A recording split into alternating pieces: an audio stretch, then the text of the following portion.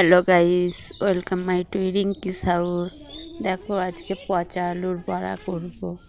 এই যে আলুগুলো একটু একটু পচে গেছিলো, ওগুলোকে কেটে বাদ দিয়ে দিয়েছি। দেখো বেসন, কালো জিরে আর ওখানে আদা রসুনের পেস্ট একটু দিয়েছি, হলুদ, লবণ, কাঁচা লঙ্কা আর পেঁয়াজ আর কটা রসুনের কুচি নিয়েছি, ওইগুলোকে ঘষে দেবো।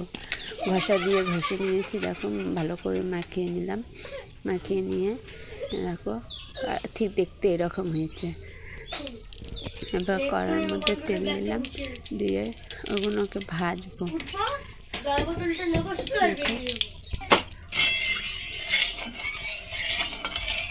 তেলটাকে একটু ভালো করে গরম করে নিলাম। এটা বড়া বড়া করে দিয়ে দিচ্ছি।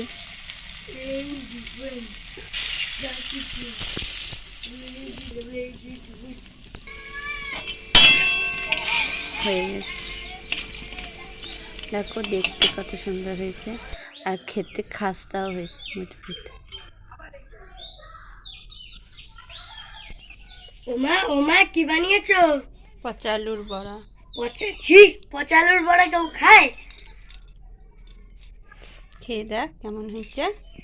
দেখছি খেয়ে।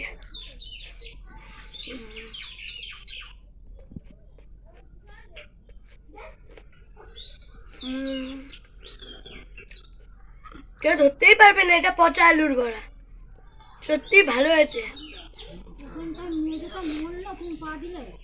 ভালো লাগলে তোমরা আলু ফেলে না দিয়ে এরকম বড়া বানিয়ে খেও, দেখো ভালো লাগবে।